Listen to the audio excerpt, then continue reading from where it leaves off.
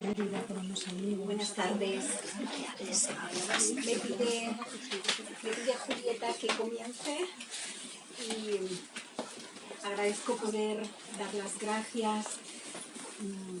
Es una palabra pequeña pero imprescindible y creo que no alcanza en absoluto para todo lo que querría decir. ¿Sí? Parece que está encendido, sí. No, pero este sí, ¿no? Sí. Vale, pues utilizamos. Buenas tardes de nuevo. Gracias.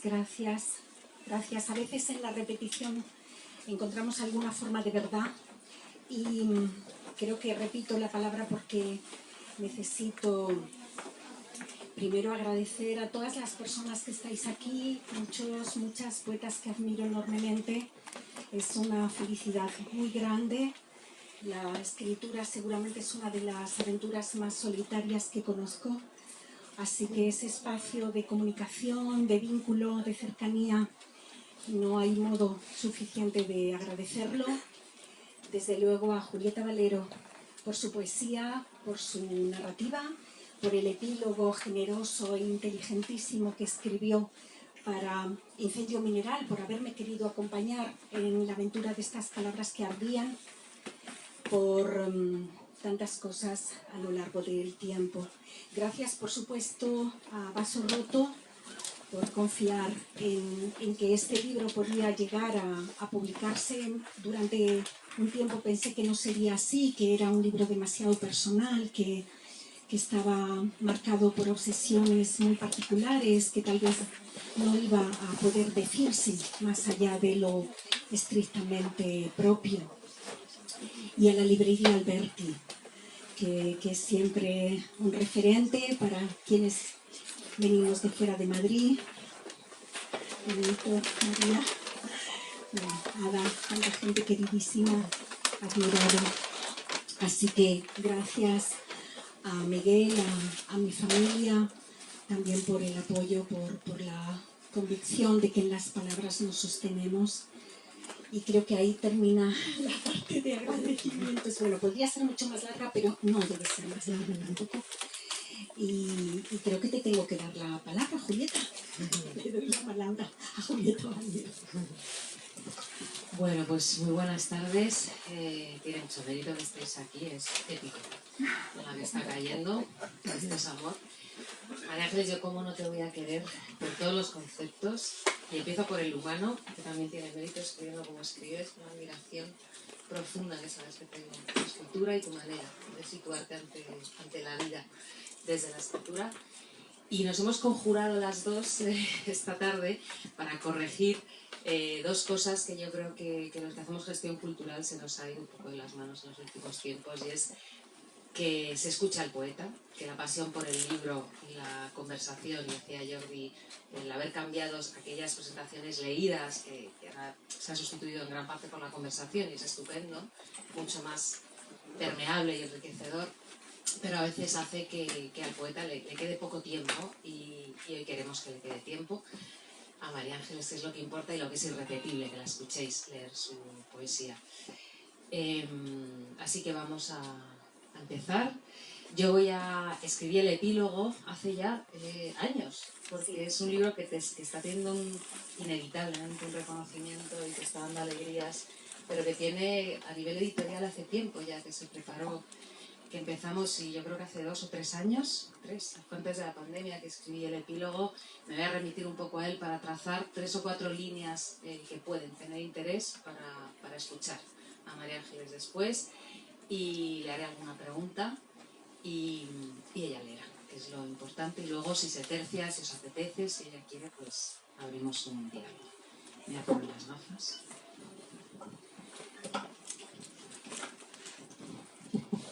Bueno, y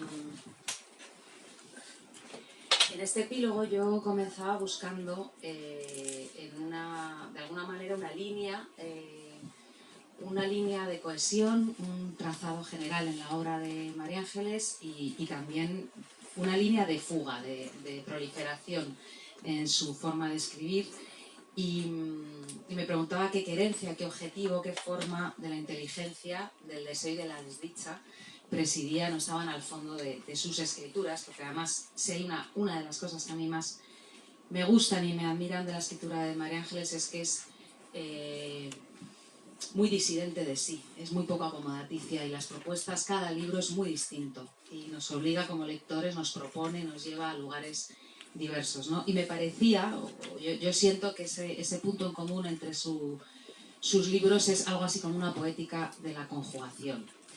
Entonces, echando la vista atrás y pensando en sus últimos libros, en Fiebre y compasión de los metales, del 16, que creo que es un libro, ahora veo a María García Zambrano, por ejemplo, que he escuchado hablar, del que he escuchado hablar con pasión a muchos escritores que me interesan un montón, eran los materiales puros y a la vez corrompidos por su estar en el mundo, aquellas tijeras, piedras, vaso, flecha, roble, rocas, los que se alquimizaban a través de otra cosa que es muy habitual en María Ángeles y yo creo que muy fundamentadora, y es el diálogo con otros autores.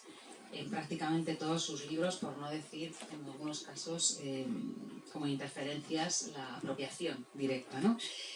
Y estos autores, Pau, Vallejo, que atraviesa tantos poemas, Pizarnik, Lorca, nos hacían como lectores, yo creo, experimentar esa irrenunciable transitividad en el prójimo.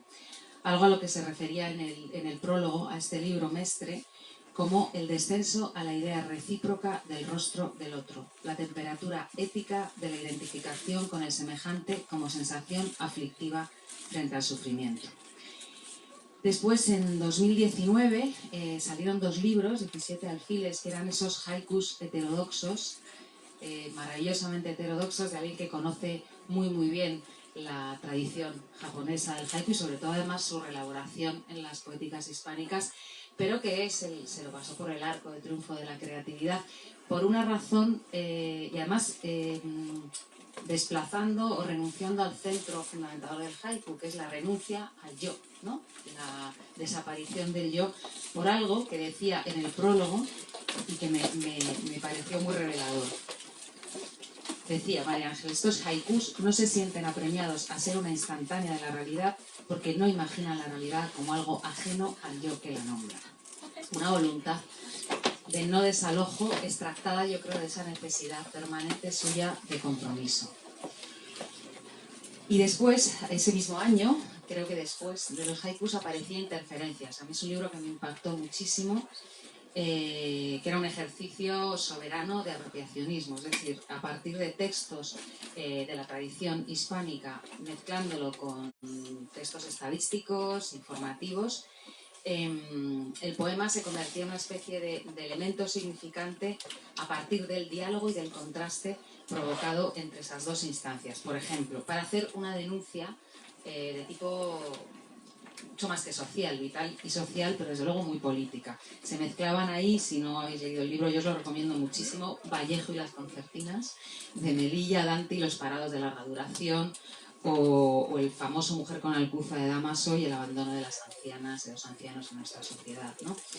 Era ahí la conciencia constructiva, que creo que es otro elemento fundamental en María Ángeles, la que imantaba poderosamente todos esos materiales, y hay que hacerlo muy bien además para que no haya ni un solo verso, yo creo, propio, y hacer un libro tan genuino y tan activo para desautomatizar la conciencia ante tantas realidades sociales ante las que nos hemos vuelto geráneos, ¿no? Y llegamos a este maravilloso Incendio Mineral de 2021. Son 15 poemas en prosa que vuelven a explicitar esa necesidad de dialogar de María Ángeles con poetas muy cercanos como María Ángeles Maeso, Gonzalo Rojas, Aníbal Núñez, Pacheco, Pessoa, Machado. Y yo creo que en este libro se intensifica esa cualidad, esa necesidad de conjugarse en los otros a través, además, de los materiales del mundo. Me voy a permitir leer en este sentido un trocito de un poema que yo extractaba aquí. Mi cuerpo choca contra los pronombres, no sé a cuál de sus exigencias obedezco. No es cierto que sean cáscaras vacías, son vísceras y plasma en la transfusión que cede cada uno de nosotros. Cuando va a amanecer y salimos desnudos a la habitación más fría del idioma, entregamos materia y ADN. Y yo hablaba aquí, y ya me voy acercando a María Ángeles, intentando desaparecer yo lo antes posible, de un proceso de extimidación. Un poco pedante, porque lo de citar a Lacan a mí me da vergüenza ajena. Cuando lo escucho entre el público lo voy a hacer, lo extimo como lo más como el elemento que, siendo parte del interior de uno, es lo que está más próximo a la afuera. Y creo que en María Ángeles es el otro, que consigue en cada uno de sus textos el otro, como conseguir fundamentar en el poema el otro como lo éxtimo del ser humano, ¿no?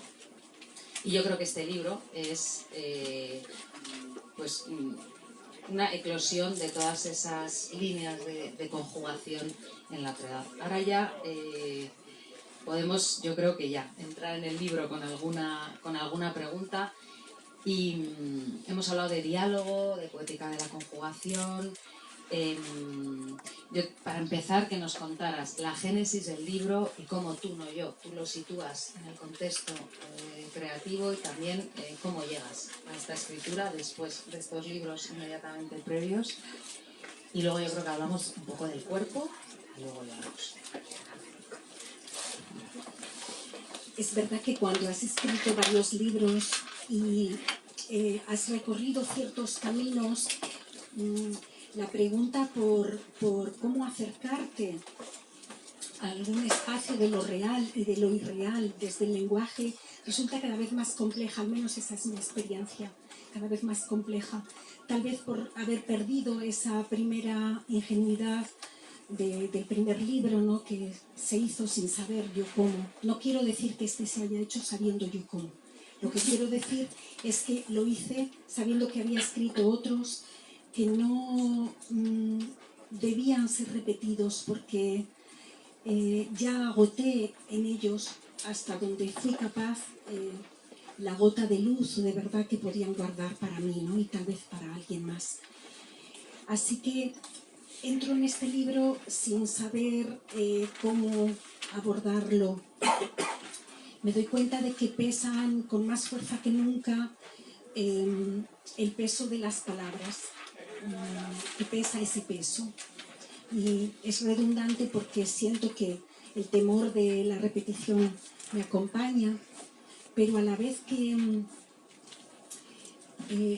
no sabía cómo abordar ninguna de las cuestiones que estaban modificándome.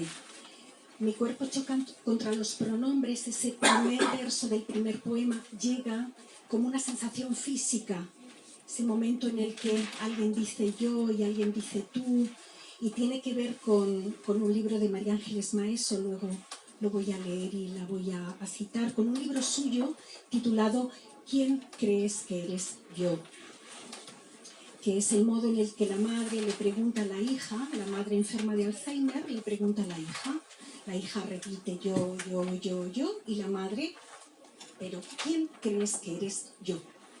Y con ese título ella escribe un libro prodigioso que a mí me impresiona mucho, y me impresiona también por el modo en el que ese yo y ese eres no se pueden entender, ¿no? La gramática nos dice que no se pueden entender, y siento que hay ahí un choque físico de los pronombres, como chocamos muchas veces, me parece, o yo lo siento así, cuando decimos yo, cuando decimos, por ejemplo, las autoras, cuando tenemos el masculino, si es universal o no, todas estas cuestiones que están en el lenguaje y en la escritura. Si digo las profesoras, yo soy profesora, pero no sé si estoy incluyendo a Benito, a Ada y a otras personas queridísimas, ¿no? Quiero decir que a Julio, bueno, esa sensación física. Y primero empieza el libro como poemas en verso, pero no se acomodan, están chocando con el verso, o más bien el verso choca con esas palabras porque no respiran de la misma manera, porque necesitan ser mucho más extensas, porque necesitan desprenderse de un cierto ritmo, de una cierta respiración, de un silencio, de ese silencio al final de cada verso, esa pausa versal. Entonces los reescribo, y los reescribo de muchas formas, y borro y vuelvo a chocar, la cabeza dándose contra la página en blanco como si fuera un muro, y al final me doy cuenta de que el poema en prosa es lo que necesito, porque el poema en prosa me parece nadar en mar abierto y el resto es nadar en una piscina o nadar en un lago, aunque sea natural, pero cuyos límites están perfectamente establecidos. Pero el mar abierto es una aventura de desgaste y de entrega, y hay que entregarse hasta que te falta el oxígeno, y que eso es lo que tengo que hacer. Entonces, así se va dando con muchas dudas, con mucha reescritura, con un tiempo largo, porque el libro necesita varios años para encontrarse, y con la sensación de saltar al vacío, que es una sensación que he ido teniendo en diversos libros, que no es una sensación que busque deliberadamente, porque es una sensación de bastante inquietud, pero sí con la convicción de que en esa búsqueda algo de verdad puede estar brillando, algo de luz puede estar apareciendo para mí.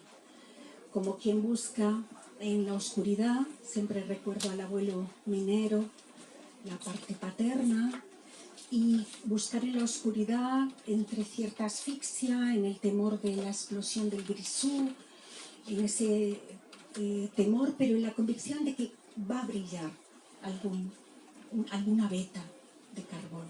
Y cuando sentí que brillaba fue con el poema en prosa, cuando ese poema extenso, que además es el más difícil de hacer en mi opinión, ¿no? La escritura más exigente, porque los huesos los pones tú, no hay un armazón previo, no hay un modo de respiración anterior al texto. Quizá en ningún poema lo haya, en sentido honesto, ¿no? Pleno, pero yo que venía del endecasílabo o del pentasílabo, del haiku, del heptasílabo, ciertas formas que al final acomodan el pensamiento. Y aquí había que lanzarse y nadar hasta que las fuerzas se agotaran. Así fue. Una reflexión más y una pregunta más antes de la lectura. Me parece importante la unidad poema en este libro. La edición además está muy marcada, cada poema tiene una portadilla y son poemas como ecosistémicos. Ahora lo escucharéis, cada uno de los textos conviven en la superficie y en el profundo, la profunda prospección del texto, cuerpo, lenguaje, planeta, especie. Ahí es una cosa a la que se refería Isa Navarro en una reseña que hizo estupenda del libro para Nayagua. Ella lo llamaba una ética y estética de lo ninguneado. O sea, hay una mirada macro sobre la especie, sobre lo que espiritualmente y físicamente es bóveda, sobre todos nosotros, pero luego hay un urgir a mirar al lector y a sentir lo que no se ve. Esas hormigas, ¿no? Ese eczema del asfalto. Y eso, me parecen como ecosistémicos y como muy multidimensionales. Fue algo que... Y son como un viaje muy específico y muy genuino cada uno de ellos. ¿Sí?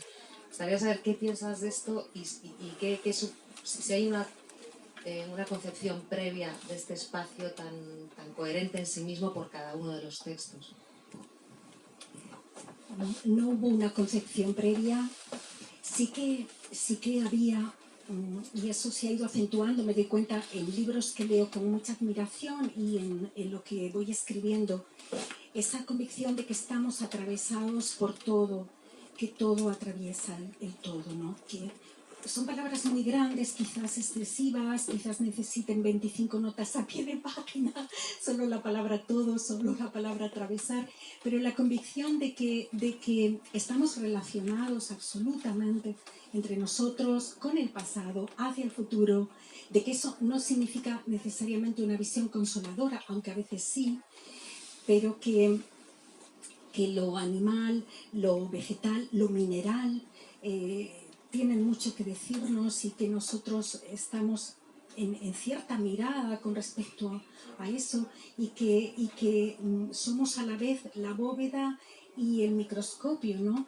Y no sé explicarlo, pero sí sentirlo, y por eso surgió así la escritura. Entonces entraron animales muy pequeños, yo me reía de mí misma porque en libros anteriores mis animales siempre han sido XL o XXL, entonces bisontes, mamut, elefantes, osas, ¿no? Cuanto más grandes, más fascinación, ballenas, por supuesto. Pero ahora era lo más pequeño, la lombriz, la abeja, la avispa, la hormiga, una obsesión casi por esas zonas de lo invisible, donde también está lo real y lo real a veces que más demanda, que no sé, me parecía, sentía como esa urgencia de esa demanda de la escritura, del lenguaje, sabiendo que el lenguaje no alcanzaba, y entonces a la vez estaban los animales y estaban las palabras que eran como animales y como piedras, y las piedras soñaban con los animales que fueron, porque los fósiles son experiencia animal que perdió ese rostro y tomó otro, y que las piedras, que son lo más inerte, también tenían vida, y esa vida tenía que ver con nosotros, pero no al modo nerudiano de convertirlas siempre en metáfora de lo humano, sino intentando como restar capas de lo humano y escuchar su vocación geológica. Entonces todo eso se iba dando. El poema en prosa me permitía, claro, que entrasen muchos elementos diferentes y que pudieran no morir asfixiados unos por otros por aplastamiento. Un poco ese era el intento del poema, sí. Pues yo creo que ahora a comer. Hemos trazado algunas líneas y después, si cabe, Comienzo con el primer poema, Mi cuerpo choca contra los pronombres, con María Ángeles Maeso, y ese libro suyo al que antes me refería, ¿Quién crees que eres yo? Mi cuerpo choca contra los pronombres. No sé a cuál de sus exigencias obedezco. No es cierto que sean cáscaras vacías, son vísceras y plasma en la transfusión que cede cada uno de nosotros. Cuando va a amanecer y salimos desnudos a la habitación más fría del idioma, entregamos materia y ADN. La luz parece tan solo una escaramuza y los hospitales todavía no apaciguan el pavor, pero nosotros ya avanzamos por corredores simétricos y grises con un hilo de sangre de la mano, como si Ariadna hubiese decidido no llamarse Ariadna, sino Penélope, y tejer toda la noche su condena. Como si ellas dos se hubieran abrazado en la temperatura del temor y hubieran recordado que la sangre es un hilo que cose cada parte de su cuerpo. Un riñón sobre el otro en la diálisis. Las dos clavículas como dos mariposas atrapadas que el esternón clavó contra su tórax. Un ovario que llama al otro en las 28 ocasiones en que la luna gira alrededor, o el agua en los pulmones del ahogado. Como si las dos fueran una, solo un hilo. De la sangre que gotea por él, muy deprisa, caen los pronombres y manchan el suelo. Se enfadan quienes limpiaban las salas del hospital. Podríamos haber soltado piedritas para tropezar en el agotado itinerario de la vuelta. De todas formas se habrían enfadado. ¿O es que acaso se incluyen en la palabra nosotros? Lo desconozco. ¿Y ahora quién crees que eres yo? Solo soy una herida en el lenguaje. Quiero leer otro de los poemas. La mayor parte de los poemas son muy extensos, bueno, extensos o muy extensos. Uno de los menos extensos que surgió al principio, y tal vez para un día como el de hoy, en el que arde el fuego cayendo sobre nosotros este cielo, ¿no? que es el calor inmenso de Madrid y de tantos lugares. Desciendo hasta tu cuerpo y me oscurezco. Desciendo hasta tu cuerpo y me oscurezco. Me pierdo en tu penumbra, en la apretada maraña de tu boca. Han desaparecido las huellas de enfermeras y de antílopes, de pasajeros sombríos en el atardecer del metro. Los flamboyanes son promesas rojizas que nada quieren saber de la ciudad. Gotea sobre los túneles, también sombríos, la perlada e infame desmesura del sudor. La grasa de los motores recalienta la tarde hasta asfixiarla. Entonces, agotado ya el día, entro en ti como en una cueva fresca y sibilante. Atrás quedan las horas insulsas, los platos de comida precocinada que se adhieren al plástico, los teléfonos que suenan sin que nadie conteste. Atrás queda, al fin, la expoliación carnal de las mañanas, fibra en la que los músculos se tensan hasta abrirse en puntitos de sangre que no se ha dejado domesticar por completo. Cuando entro en ti, todo se borra. Palabras que aprieto contra el paladar hasta volverlas de agua, archivos de memoria que no encuentro, proteína que pierde su estructura en la embriaguez extrema del calor. Cuando entro en ti, la noche me posee, el cuerpo pertenece a su placer.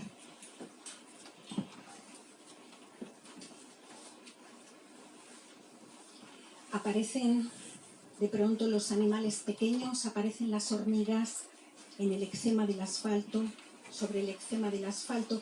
Es un poema en deuda con Aníbal Núñez, con el gran poeta salmantino,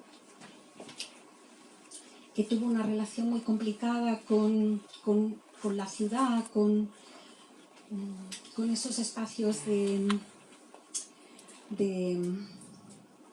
urbanismo en los que no quedaba posibilidad alguna de lo vivo, de lo humano, de lo que pudiera ser compartido, ¿no?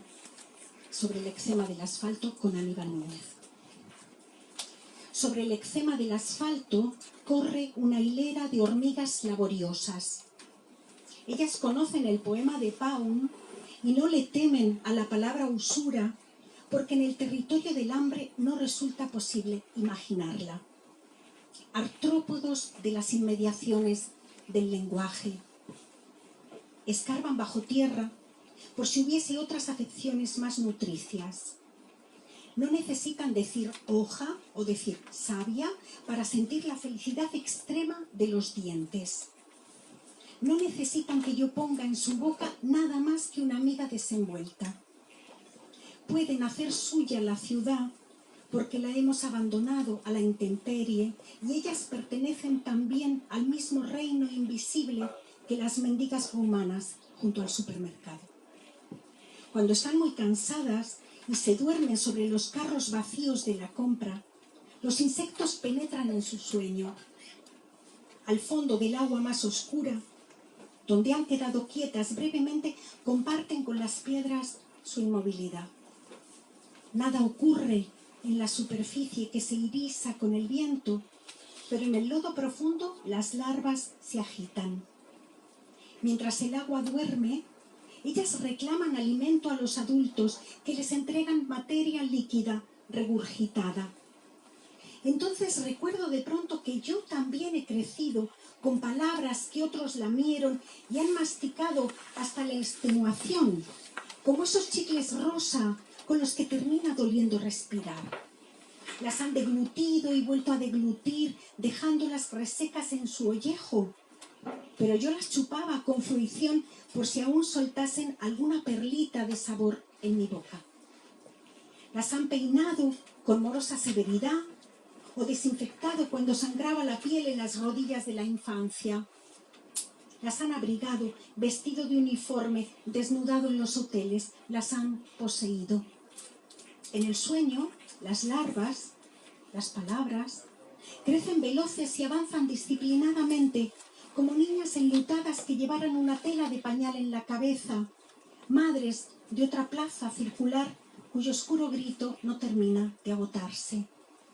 Cuando el sueño se rasga, la luz primeriza del amanecer descubre algunas de ellas hilando seda. Son las moiras, las ilegibles fulguraciones de la noche que muere, las que transformaron el cordón umbilical en hilo destrenzado y deglutido. También está genéticamente determinado su sexo. y se dividen según sus cromosomas. Las palabras, no, los insectos e insectas. Me sobrecoge sentirme tan cerca de su lado, en lo invisible y verdadero que es la piel enfermiza en la ciudad sobre la que caminan sin temor. Los científicos las llaman hormigas del pavimento, y cuando las nombran tan objetiva y presuntuosamente, creen cancelar cualquier duda que se hubiese abierto debajo de sus patas. Pero lo cierto es que al correr por la piel enrojecida del asfalto, traen la luz y verdad de lo inasible. Son apelaciones radicales de la sombra. Las mendigas y yo también lo somos.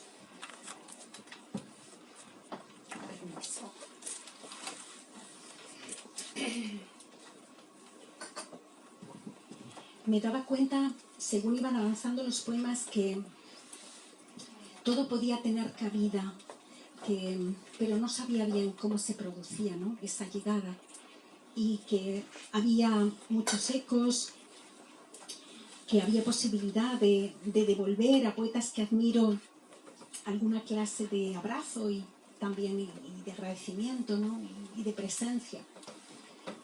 Y me daba cuenta de que todo lo recubre piel humana.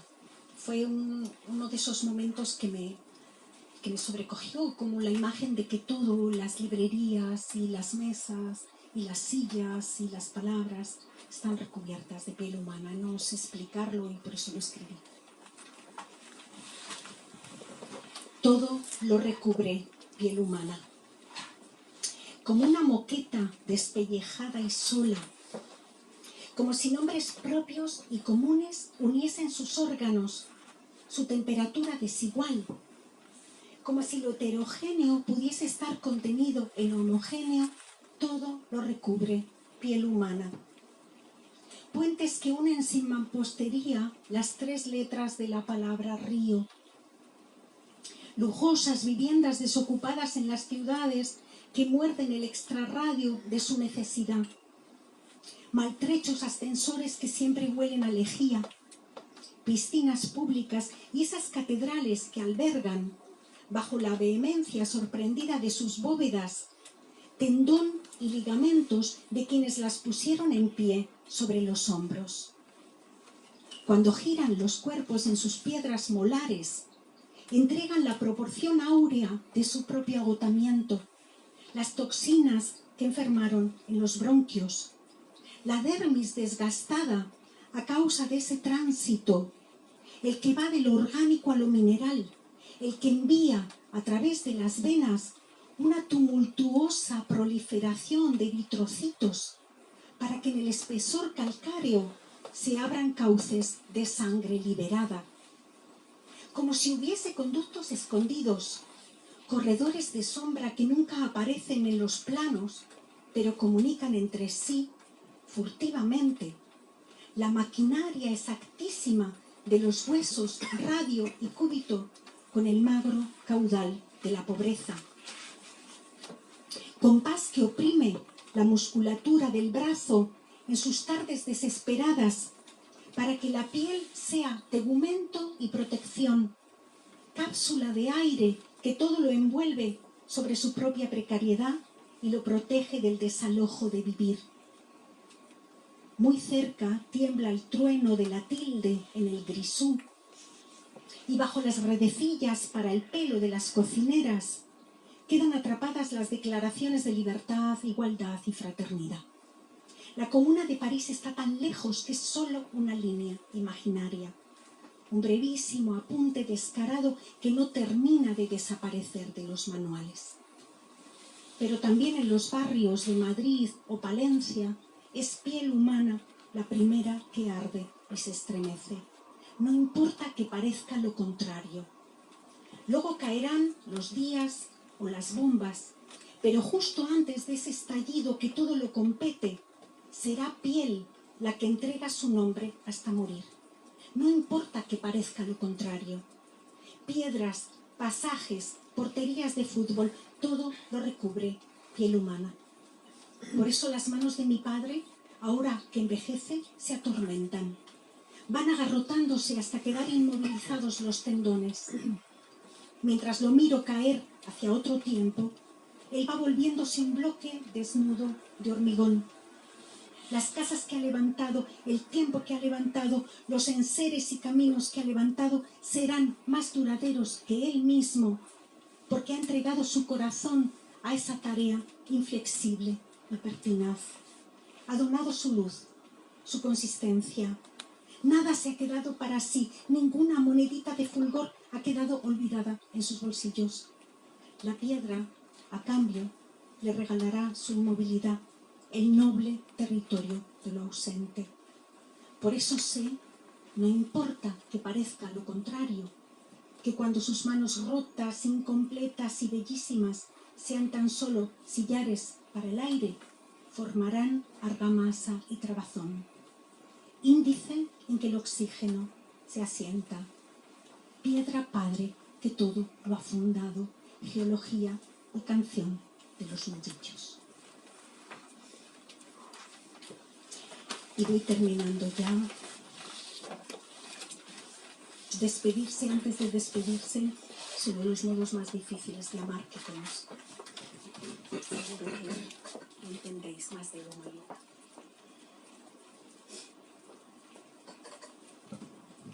Quería traer una lombriz aquí.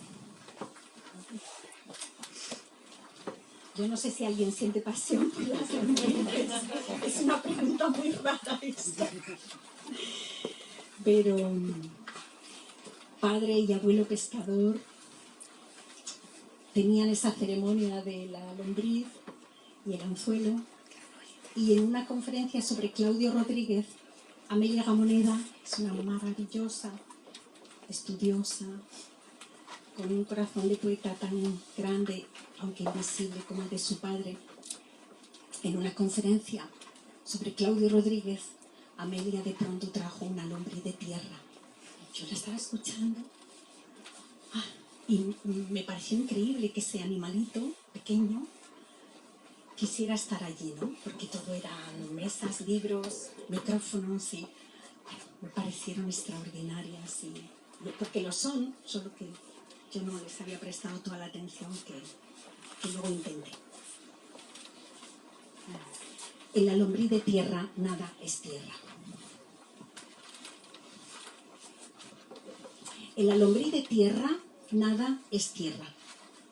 ¿Acaso a ella le importa su apellido? La prudente certeza de las taxonomías, la sucesión arbórea de nombres en latín que hunden sus raíces en la tierra más blanda. Cuando se mueve, avanza en lo invisible. Anhelido vibrante, conjetura, coágulo de tiempo entre lo oscuro. Su traslación es blanda y sinuosa.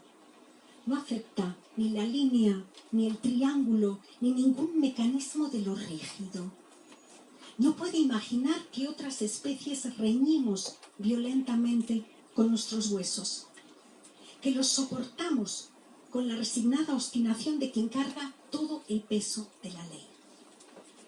En el dócil cilindro de su cuerpo entra y sale la tierra sin parar, pero en ella hay tan solo ondulación, la insólita respuesta a los cambios de luz, el flujo y que persigue su deseo como si fuera un pez brillante bajo el agua, al que no puede ver ni atrapar con las manos. Sin embargo, no siente ninguna desazón. En ella nunca cabe la sospecha, solo el tenaz empuje de lo vivo hacia todas las formas de lo vivo, la ebullición inquieta en lo ilegible. Cuando baja hasta el mundo sin temor, tropieza con la sangre derramada, por ejemplo, en Magenta o Nagasaki, en El Cairo y Alepo, en Srebrenica, se empapa pegajosa de esa sangre, de su alarido hirviente, del cauce enardecido con que el odio moja la piel oscura de los campos como ácido que emana sin ceder. También de las ciudades que se hincan de rodillas sobre sus edificios más humildes. Cuando entran en el mundo sin temor, las lombrices conocen lo baldío, lo seco, lo atrapado en la intemperie. Pese a ello, descienden a la luz. bajan por ascensores de cristal en los que entra pastoso el territorio y trasladan la dicha a todas partes. Sacramento y unción de la materia. Después serán tomadas como cebo. Igual personas, campos y ciudades servirán como cebo y como espita. Agitarán temblando su temor en la boca arrasada de la muerte. Pero antes, siempre antes de ese instante, es suya la hipótesis feliz de los anillos que unen cada parte de su cuerpo como se une el todo con el todo. Por eso conspiran y eclosionan hacia el barro, la tierra primordial. Por eso no aceptan venir hasta aquí y convertirse en línea y armazón, en verso empobrecido de esta página. ¿Cómo haré para entrar en su abandono, en la respiración concéntrica de lo que no se sabe? Eslabón prodigioso en lo fugaz, la alegría impasible, invertebrada. Y termino ya, si os parece, con un último poema, el poema que cierra. Quizá lo extraordinario de escribir y de leer poesía es que de pronto como que se abrieran capas, ¿no? Como que hay zonas de la visión o de la audición o de la sensibilidad, del tacto, de lo que somos, que se abren y puedes aproximarte a sentirte cerca. El último poema con el que termino ya, de algún modo responde al primero. En el primero el cuerpo chocaba contra los pronombres y el último surge sobre la pregunta ¿y si eres nadie? Es un poema escrito en deuda con Fernando Pessoa y con Antonio Machado, porque los dos han escrito sobre los nadies, porque hay restos de versos suyos que entraron ahí y que me permitieron respirar, porque de pronto leí de Pessoa, porque tú no eres suficiente para ti, y me quedé pensando, bueno, es que no hay que escribir más, ya está, ya lo dijo, ya está. Todo lo que hacemos es como intentar acercarnos o lo que yo estaba haciendo era intentar acercarme a ese momento. Así que si eres nadie, con Fernando Pessoa, con Antonio Machado. Y si eres nadie, miras dentro de ti y solo hay un inmenso páramo en el que nada se oye. Ni siquiera la respiración agitada en el incendio de aquello que fuiste. ¿A dónde irás cargando tu vacío? Nada pesa lo que no tienes, pero no hay ligereza posible para ti, porque el vacío te arrastra hacia sus pies. Ha arrasado con toda la flora, los días sin viento, las reservas de agua y de pardales. Quedan muchos más pájaros atrapados contra las vallas, vencejos, cormoranes, petirrojos. Un viejísimo albatros sacude su cabeza como si se hubiera atragantado con un mal verso. Entre ellos se disputan las raspas del sol y todos los poemas sobre ruiseñores o palomas que han sido capaces de digerir.